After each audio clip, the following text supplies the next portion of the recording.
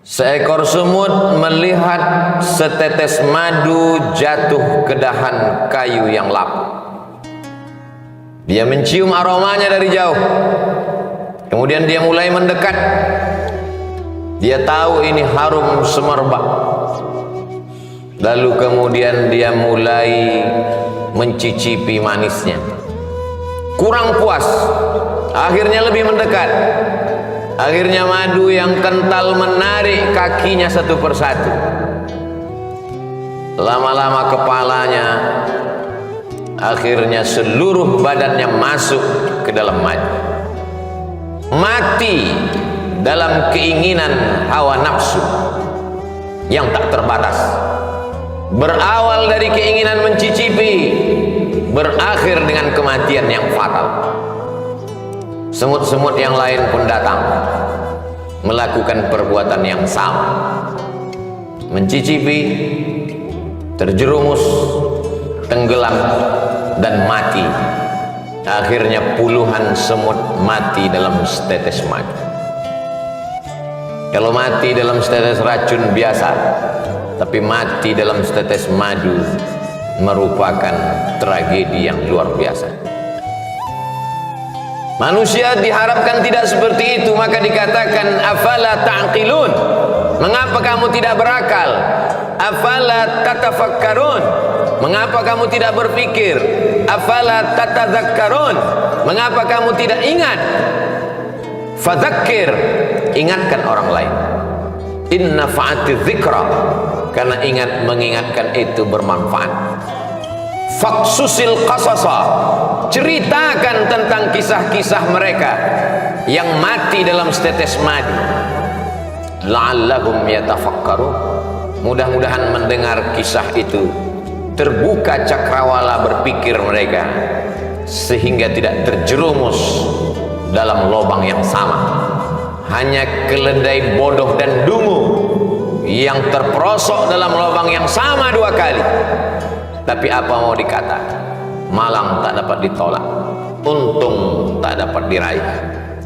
Kehidupan manusia, sejarah berulang, musim berganti, isi dunia itu ke itu saja.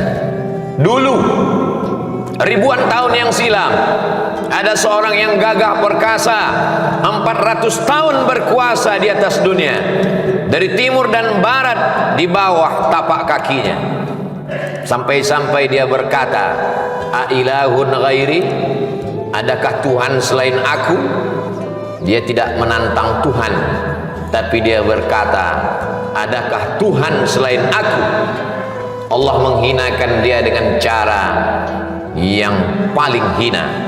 Tiba-tiba kepalanya sakit luar biasa karena seekor nyamuk masuk ke dalam lubang hidungnya. Dia pukulkan kepalanya ke dinding, ke tiang, sakitnya semakin parah. Akhirnya dia ambil palu godam, dia pukul kepalanya. Sakit itu tidak hilang, nyawanya lah yang melayang. Akhirnya dia mati.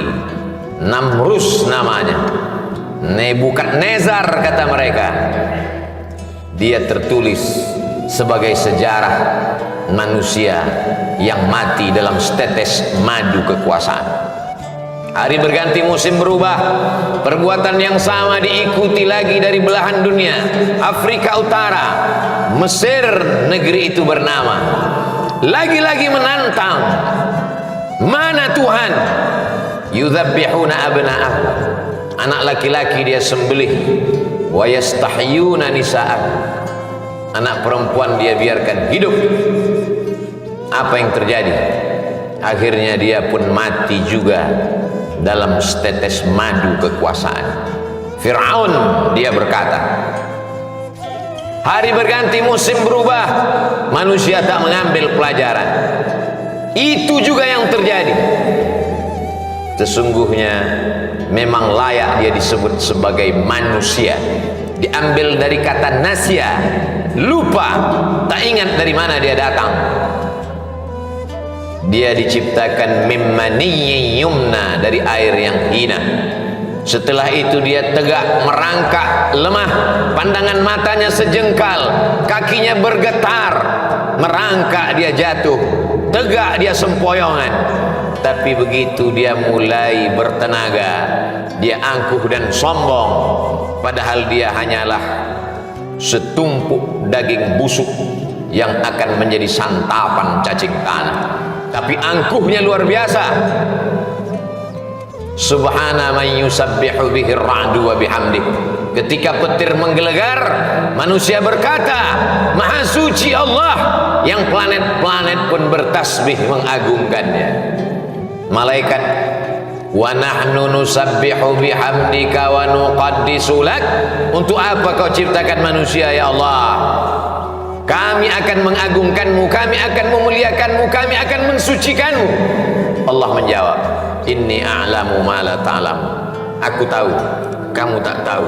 Biarlah ini menjadi rahasiaku. Makhluk itu pun diciptakan, makhluk yang amat sombong, angkuh dan luar biasa, padahal dia hanya kecil, tak punya apa-apa. Dia tegak berdiri, padahal terdiri dari tulang belulang, daging, lemak, sumsum, kuku, bulu, otak. Jantungnya berdetak karena kudrat dan iradat Allah. Nafasnya berhembus karena pinjaman paru-paru dari Allah.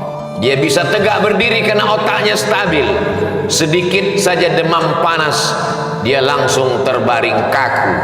Tapi memang manusia angkuh dan sombong. Akhirnya dia berjalan menantang Allah Subhanahu wa ta'ala.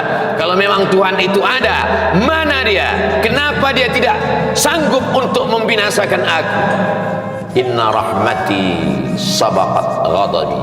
Sesungguhnya kasih sayangku lebih mendahului murkaku. Azizun, Allah maha perkasa.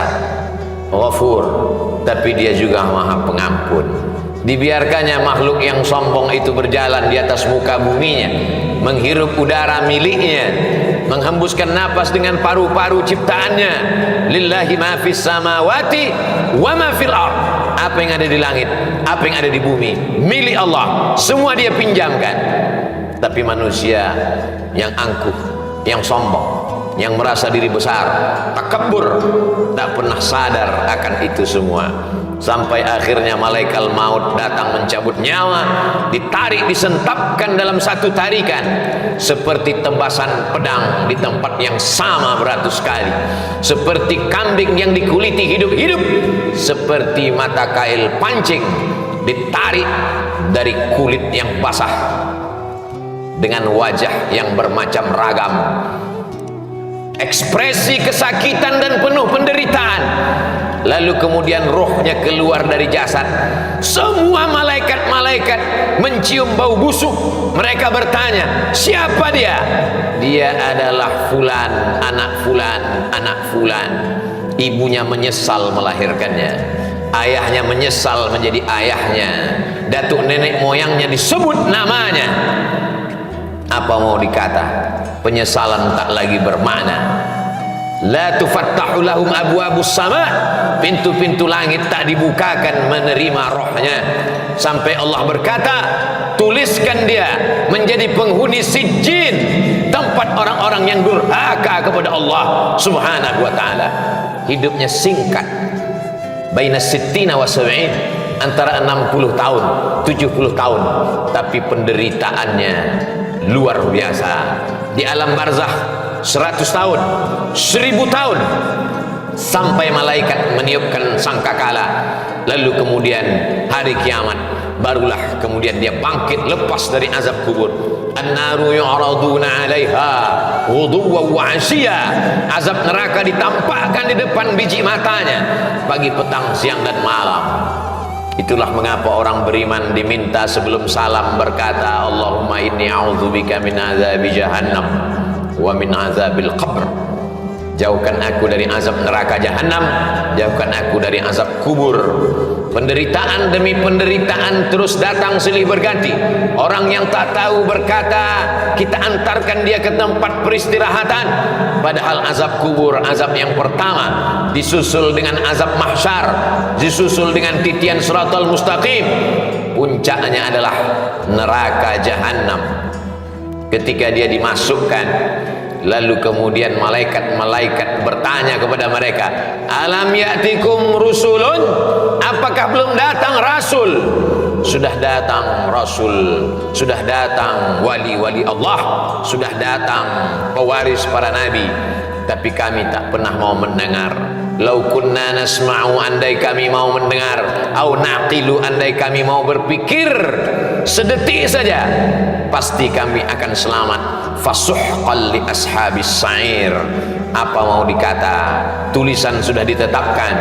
Ketika mereka melihat neraka jahanam menyala, pekikan teriakan azab terdengar di ujung telinga, mereka pun berkata, Rabbana, ya Allah, absarna, biji mata kami sudah melihat azab, wa sami'na, telinga kami sudah mendengar azab, farji'na, kembalikan lagi kami ke dunia, na'mal salihah, kami ingin beramal saleh, inna muqinun, kami yakin seyakin-yakinnya.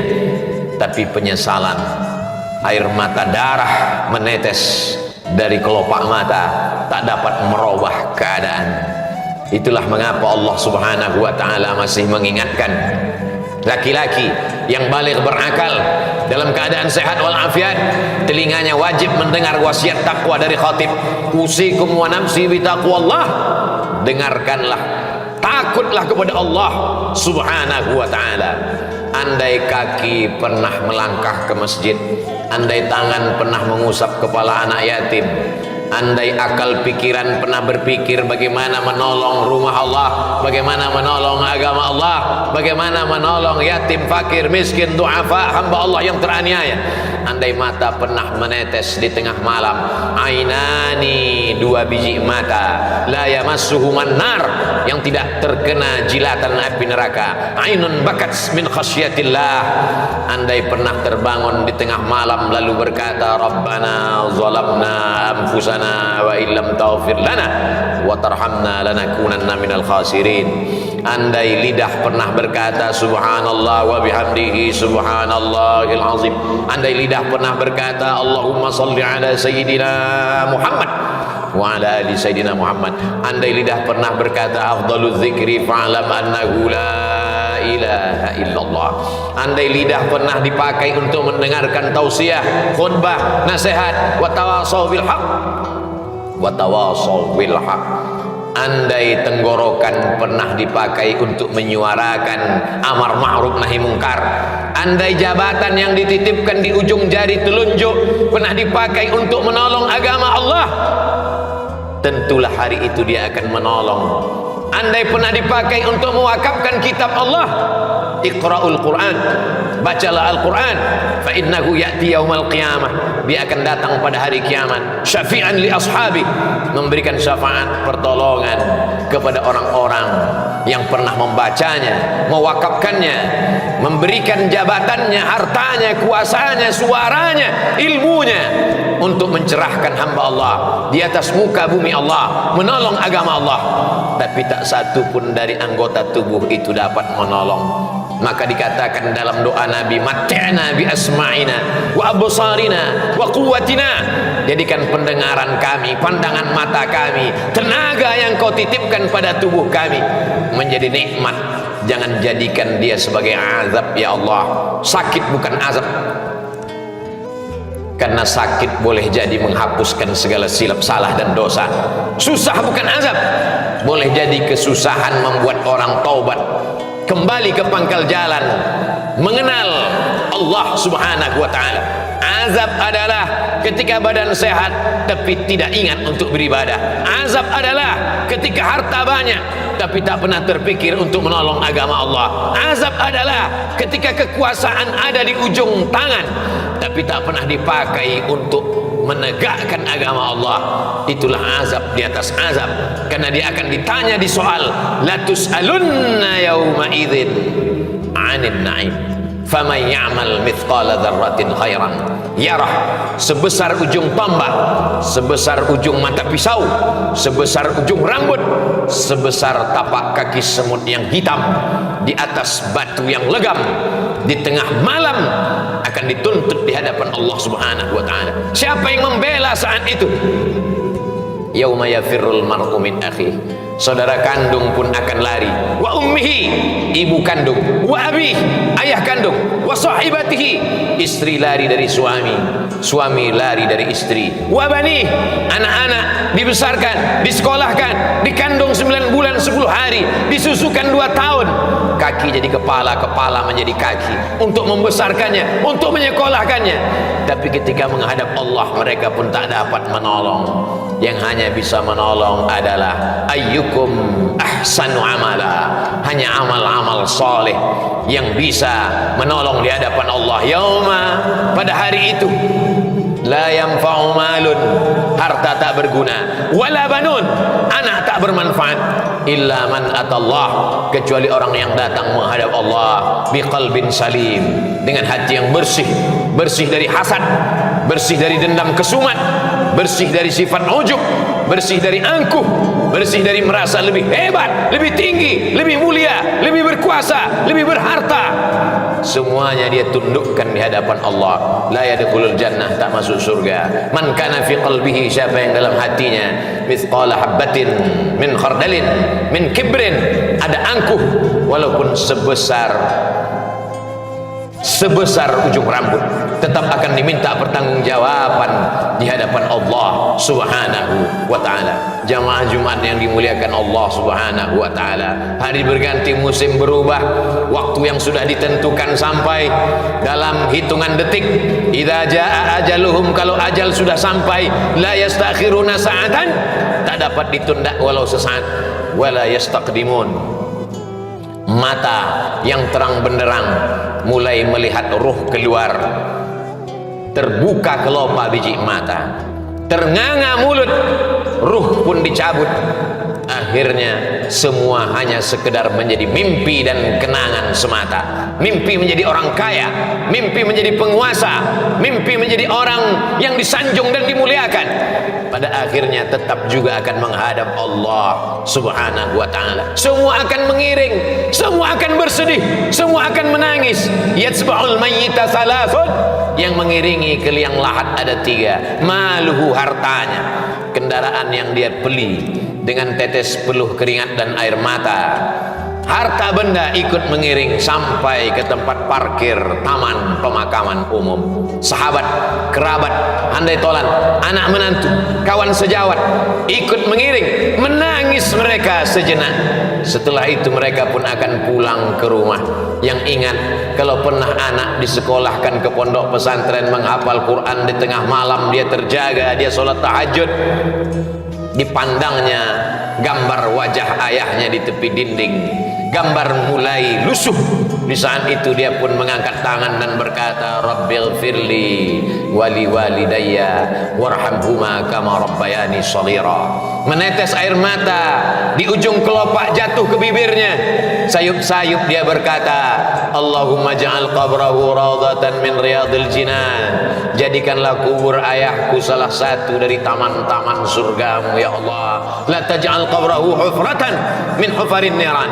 Jangan jadikan kubur ibuku salah satu dari lubang nerakamu ya Allah. Tapi apa mau dikata, dia tak pernah diajar agama, dia tak tahu bagaimana cara mendoakan orang tua, dia tak tahu bersedekah, dia tak tahu sholat malam. Yang dia tahu, kalau sayang adalah hadiah, kalau sayang jalan-jalan, kalau sayang kendaraan, kalau sayang gadget. Kalau tidak ada hadiah, tidak sayang. Sayang kita membinasakan mereka, sayang kita menjerumuskan mereka. Mestinya kita berkata, Rabbi habli minas salihin. Silakan hidup dengan cara apapun, isma syi'ta fa innaka mayyit. Tapi ingat, pada akhirnya kau akan mati. Kau akan digiring ke liang lahat, kau akan dibalut dengan kain kapan, kau akan ditinggalkan, hidungmu akan menempel dengan dinding liang kubur yang tidak bersemen apalagi berkeramik. Kau akan ditimbun, kuburmu akan diinjak, dipadatkan. Mereka semua akan pulang ke rumah, rumah yang kau bangun bagaikan istana, kendaraan yang mahal, keluarga. Mereka semua akan berebut harta warisan. Datang sendiri, kembali pun sendiri menghadap Allah Subhanahu wa ta'ala.